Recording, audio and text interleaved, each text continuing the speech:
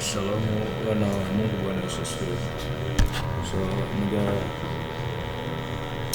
wasalimu katika jina la Yesu. So na tunaendelea vizuri na tuko vizuri, na Mungu wetu amekuwa ni mwema kila siku, kweli kila wakati amekuwa ni mwema. Lakini siku ya leo mara nyingi sana huwa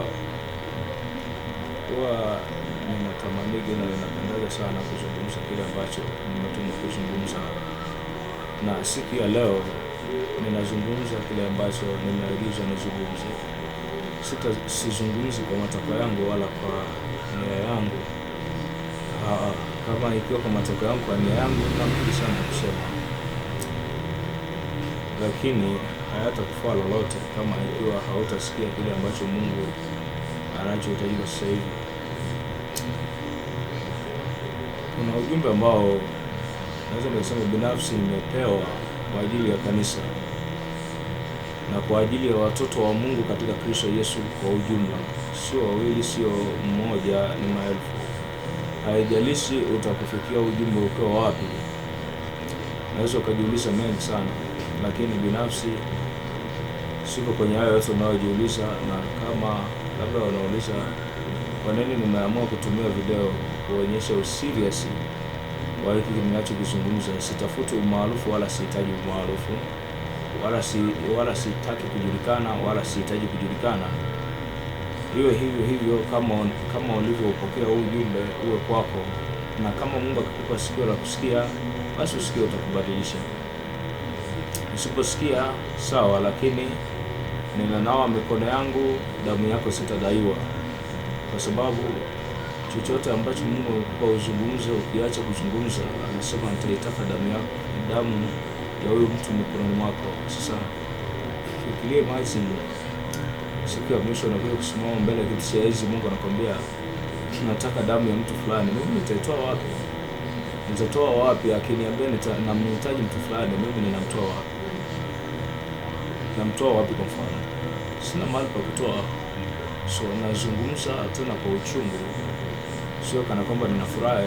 Ninasema nimetumia video na hautaniona mahali nikitumia video kuzungumza chochote, lakini nimetumia kwa sababu ya userious wa ujumbe ambao Bwana amenipa. Na ngoja niseme hivi, hakunipa kwa ndoto, hakunipa ujumbe kwa mawazo au kwa hisia. Alinipa ujumbe kwa kuona. Si kama utanielewa haraka. Nilipelekwa mahali nikamuona yeye mwenyewe ambaye tunayemngoja. Unamuita Mwokozi sawa, lakini sasa hivi hana sura ya Mwokozi. Ukimwona Yesu vile alivyo, hakika anatisha kama nini, na anatisha kweli. Sikuamini, na nilikuwa nasoma maneno ya Yohana anayosema ya kwamba nilipomuona nalianguka kama mtu aliyekufa. Nilikuwa nafikiri ni maneno tu, lakini hakika muombe huyo Mungu akupe na wewe macho ya kumuona, umuone huyo Yesu unayemngojea wewe, umuone vile sasa hivi sura yake ilivyo, na vile sasa hivi moyo wako ulivyo.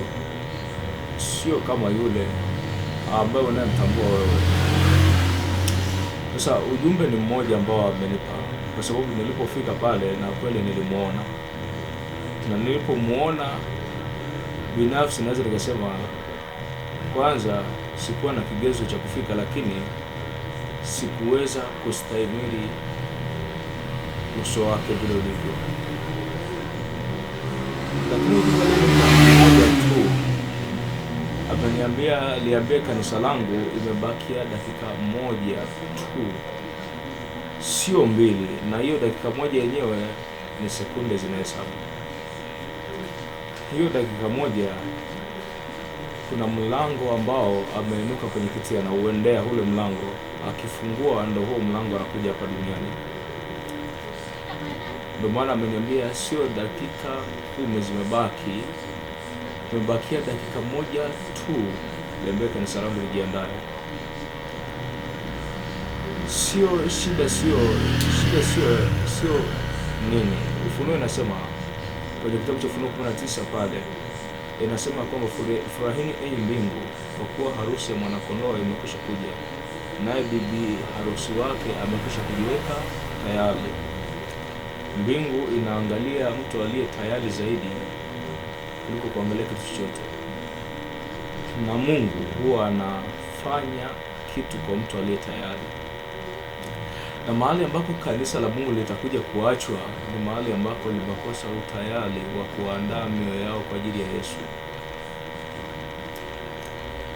Sasa Bwana amesema imebaki dakika moja tu, na hiyo dakika yenyewe anauendea mlango, sio amekaa kwenye kiti cha enzi. Anauendea mlango wa kufungua aje hapa duniani. Kama ukisema mimi ni muongo, nimeamua kutafuta umaarufu, nimesema umaarufu wako siutaki kwa sababu hautanisaidia chochote, na wala sihitaji umaarufu wako, wala sihitaji chochote. Mungu anachotaka ni roho yako, hata kitu chochote. Kama unafikiri ninakudanganya, basi wewe muombe, kwa sababu Mungu hana upendeleo. Soma kwenye Mithali 8:17 inasema, na watafuta wale wanatafutao, kamtafuta atakuonekania na wewe akuonyeshe vile alivyo. Kwa sababu mimi amenionyesha vile alivyo na akanipa ujumbe huu, sio matakwa yangu mwenyewe, na nimesema sitapunguza wala sitaongeza chochote. Aliambia kanisa langu lijiandae, na mimi nakwambia ujiandae, kwa sababu Yesu yuaja, muda hamna. Na mahali ambako kwa nini kanisa la Mungu litachelewa kwenda ni kwa sababu ya kukosa kujua majira na nyakati. Wana wa Israeli walimkataa Yesu kwa sababu walikosa kujua majira na nyakati. Kanisa la Bwana, Mungu ataondoka na watu wachache sana hapa duniani. Ndicho kitu ambacho kinachouliza moyo wa Yesu. Alinionyesha gari ya bluu ikiwa inanyanyuliwa hewani. Hiyo ni siku nyingine alinionyesha, sio siku ya kuamkia leo, ikiwa haina matairi na rangi yake ikiwa imechumuka.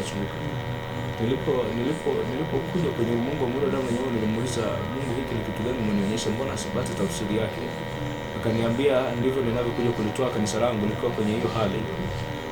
Kama ni gari liko kwenye hali ya scraper, sio gari ya kupendeza, ni scraper. Ujumbe ni mmoja tu, andaa moyo wako, jua majira sahihi ya Mungu kuja. Na naomba niseme hivi, kuna miisho miwili naomba uitambue. Mwisho wa kwanza, Biblia ambayo imetamka, ni mwisho wa kanisa kwa hapa duniani. Soma Biblia yako vizuri. Mwisho wa pili ni mwisho wa dunia. Na naomba niseme hivi, kanisa litaondoka mwisho kwa sababu imeshaisha, lakini dunia itaendelea kuwepo. Na ndio maana Mungu anasema mmoja atwaliwa, mmoja abaki. Kwa hiyo chagua wewe binafsi hapo ulipo. Yesu ameniambia niseme na kanisa lake, ndio maana nimesema haijalishi uko Marekani au uko wapi, mimi sijui. Lakini mradi huu ujumbe umekufikia kwamba ujiandae na muda tayari umeshaisha. Damu yako sitadaiwa, na nawa mikono kabisa, sidaiwi damu yako. Bwana mwenyewe shahidi kwamba ujumbe wake umefika kwako, kwamba ujiandae, muda umefika, muda umeisha. Fanya unachokifanya, tenda unachokitenda, lakini muda umeisha. Kwa hiyo Mungu akujalie maandalizi mema, kwa moyo wa kumpokea, lakini andaa moyo wako kwa ajili ya Yesu. Nazungumza kwa sababu moyo wa Bwana unalia.